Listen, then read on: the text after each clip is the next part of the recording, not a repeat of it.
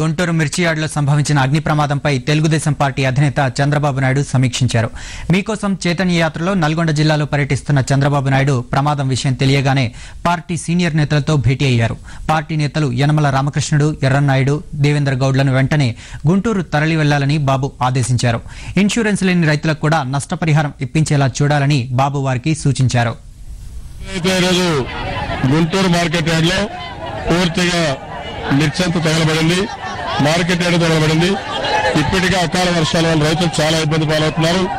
రైతులు మిర్చంతా ధరలు పడిపోయి నాశరకం వచ్చి బాధపడతా ఉంటే దానికి తగినట్టు మళ్ళా ఈ ఫైర్ యాక్సిడెంట్ వల్ల, ఈ తగలబడడం వల్ల పూర్తిగా రైతులు నష్టపోయే పరిస్థితుంది. నేను దీన్ని తీవ్రంగా ఖండిస్తూ ఎవరైతే రైతులు ఇబ్బంది పడుతున్నారో వారికి ప్రభుత్వం సంఘీభావాన్ని తెలియజేయాలి.